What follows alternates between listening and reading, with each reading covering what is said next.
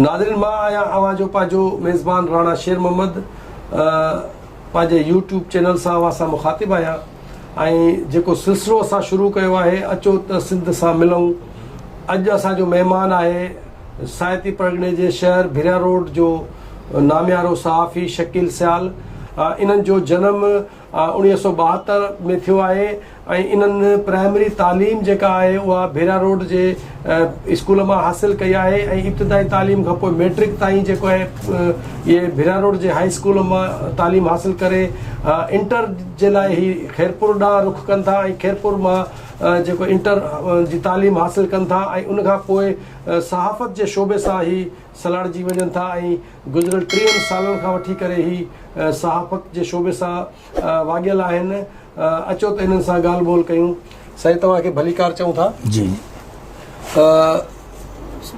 नंढपिण तव्हांजो जेको भिरिया रोड में गुज़रियो उहो कीअं हो, उन वक़्तु माहौल कीअं हो ऐं तव्हां उहे सारोणियूं पंहिंजो ॿुधायो बचपन जूं। नंढपिण में साईं जॾहिं असां प्राइमरी जी तालीम हासिलु कई उन वक़्त जा उस्ताद ॾाढा ज़हीन ऐं महिनती ऐं शागिर्द सां प्यारु करण वारा हुआ ऐं उन वक़्त में असां कुझु रांदि रूंद में हूंदा हुआसीं। कोॾी कोॾी हूंदी हुई वंजवटियूं हूंदियूं या तमामु हिकिड़ियूं सुठियूं सुठियूं रांदियूं उस्ताद कराईंदा हुआ त जीअं शागिर्द जो माना दिमाग़ु खुले ऐं हुनजी चुस्ती वधे। ऐं उनखां पोइ उन वक़्त जा उस्ताद असांखे महिनत कराए ऐं जेको लिखणी हूंदी हुई उन वक़्त जे उस्तादनि जी हिकिड़ी माना असांखे क्लिक सां लिखाईंदा हुआ जंहिंमें असांजी राइटिंग या असांजी महिनत ॾाढी सुठी हलंदी हुई ऐं उनखे असां मश्क बि सॾींदा हुआसीं।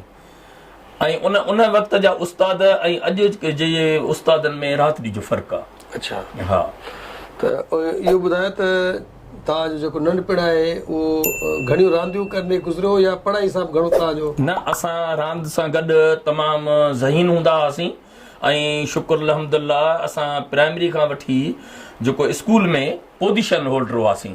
माशाअल्लाह। पोज़ीशन खणंदा हुआसीं। उन खां पोइ मां वरी मैट्रिक कई आहे। मैट्रिक खां पोइ वरी मां खैरपुर में इंटर कई आहे। सही। इंटर खां पोइ मुंहिंजो दिलि चयो त मां चयो मां टीचरी कोर्स बि कयां, जंहिंमें मां PTC हैदराबाद में कई एलिमेंट्री में, त उन में मुंहिंजी A1 ग्रेड में आहे। माशाअल्लाह। मास्तरी कोर्स जंहिंखे खणी चइजे PTC मुंहिंजी थियल आहे जेको सो उन में माशाअल्लाह असां अप्लाई बि कयूं, पर मुंहिंजो जेको दिलि पई चवे त मां माना कालिम लिखां, सहाफ़त जे शोबे में अचां ऐं ग़रीबनि जो आवाज़ जेको आहे सो ऐवाननि ताईं पहुचायूं। माना तव्हां सहाफ़त जे शोबे में जेके दाख़िल थिया हो त जीअं अमली लाइफ माण्हू इंसान शुरू कंदो आहे त तालीम मुकमिल करण खां पोइ तव्हां सहाफ़त जे शोबे सां वाबस्ता थी वियो, उनजो कारण छा हो? उन जो कारण इहो हुयो त तॾहिं सहाफ़त तमामु घटि हुई ऐं मुंहिंजी शुरूआत जेका आहे सो आफ़ताब अख़बार खां आहे। आफ़ताब अख़बार में कालिम लिखिया, उन में लिखणु शुरू कयो। उन खां पोइ असां जेकर तालके लेवल सां वियासीं त तॾहिं जी नवाब यूसुफ टालपुर जी अख़बार हुई बख़्तवर, उन में तालका रिपोर्टर थियासीं। पोइ असां कालिम बि लिखणु शुरू कया ऐं ग़रीबनि जो आवाज़ जेको आहे सो वॾनि ऐवाननि ताईं पहुचायो। अच्छा, हिन वक़्तु तव्हां 30 सालनि जो जेको सहाफ़ती तजुर्बो आहे उहो ॿुधायो त जीअं तव्हां शुरूआत कई उन वक़्तु ख़बरूं तव्हां इदारनि ताईं कीअं पहुचाईंदा हो, वरी ॿियो दौर थो अचे, वरी टियों दौर थो अचे फैक्स जो, वरी फ़ोन जो, वरी हाणे जेको आहे तमामु घणो फास्ट दौर अची चुको आहे जो व्हाट्सएप ते जेके ख़बरूं पास कराई वञनि थियूं, त इहे 3-4 दौर जेके आहिनि इहे तव्हां कीअं ॾिठा? साईं हाणे त सहाफ़त ॾाढी इज़ी थी वई आहे ऐं वॾियूं सहूलियतूं थी वयूं आहिनि। उन वक़्त में असां हिकिड़ी ट्रैंक कॉल हिकिड़ी माना कराईंदा हुआसीं बुक, जंहिंजे लाइ माना कलाक 2 कलाक असांखे इंतज़ारु करिणो पवंदो हो ऐं असां माना फ़ोन ते इदारनि खे लिखाईंदा हुआसीं। उन खां पोइ जेको दौरु आयो उहो फैक्स जो आयो। पोइ फैक्स मशीन ते इहा सहूलियत थी त असां हिकिड़ी ख़बर लिखी इदारे खे फैक्स कयूं।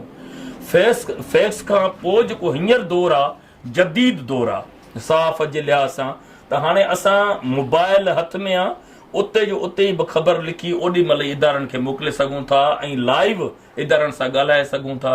हिन महिल असांखे सहाफ़त जे लिहाज़ सां तमामु घणियूं सहूलियतूं आहिनि। जेको वर्किंग सहाफ़ी आहे ऐं जंहिंखे अहलियत आहे, जेको पढ़ियल लिखियल आहे, जंहिं वटि डिग्री आहे, जीअं त ॾिसो हाणे असां काविश ग्रुप में कमु कयूं पिया त काविश ग्रुप वारनि जो इहो आहे त केॾी बि भले सिफ़ारिश हुजे, कुझु बि हुजे, पर हुनजो इंटरव्यू कयो वेंदो।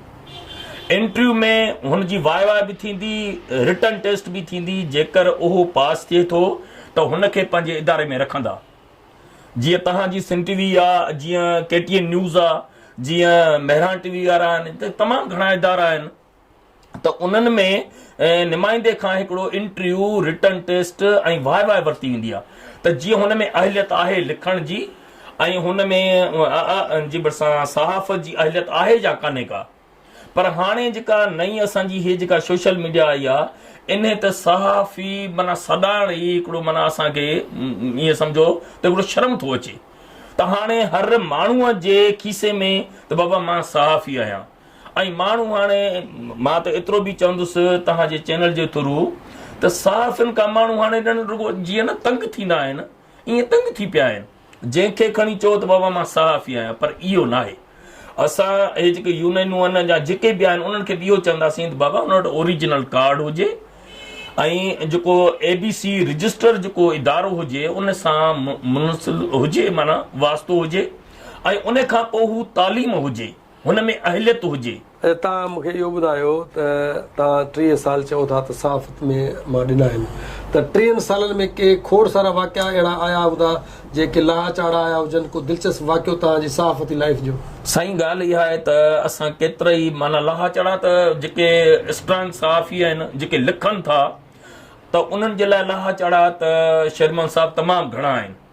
उन्हनि जे लाइ ॾुखिया टाइम बि अचनि था ऐं जेके ज़ालिम आहिनि, जेके ग़रीब मिसकिननि ते ज़ुल्म कनि था या जेके करप्शन कनि था, उन में हथु विझणु तमामु ॾुखी ॻाल्हि आहे। पर उहे जेके बहादुर सहाफ़ी आहिनि, असांजा हितां जा ज़ाहिद साहब आहे या राणा शेर मोहम्मद आहे या यूनुस आहे या काज़ी वारा आहिनि, तमामु घणा दोस्त आहिनि, उहे सहाफ़ी आहिनि। जीअं चइबो आहे उन्हनि जो छा आहे त मक़सदु इहो न आहे त असांखे इन मां कुझु हासिलु थिए। इन्हनि जो मक़सदु इहो आहे त ग़रीबनि खे रिलीफ मिले, उन्हनि खे इंसाफ़ मिले। छो जो ग़रीब थाणे ते घटि थो भॼे, सहाफ़ी वटि वधीक थो वञे, त शायदि इन दर तां असांखे इंसाफ़ मिलंदो। पर जेकर हाणे असां में अहलियत न हूंदी ऐं असां सिर्फ़ु चांहि जे कप वारा सहाफ़ी हूंदासीं त पोइ हुनखे को बि असां रिलीफ ॾेई न सघंदासीं। ऐं भिरिया रोड में हिकिड़ी छोकिरी हुई, कलोड़ा क़ौम जा हिकिड़ा ग़रीब मिसकिन हुया मुंहिंजे पाड़े जा। पोइ जेका उहा छोकिरी वई, उनजो मां वॾो इशू खयो ऐं उन में ईअं सम्झो त 19-20 ग्रेड जो हिकिड़ो ऑफिसर बि हुयो। पर पोइ मूंखे हिन धमकियूं बि ॾिनियूं। मां काविश में हुननि जी तमामु घणी स्टोरी खई, एतिरे क़दुरु खई जो हुन मूंखे चयो त तोखे असां कोन छॾींदासीं। पर मां अलाह ते यकीन कयो ऐं पंहिंजे कलम खे रोकियो न।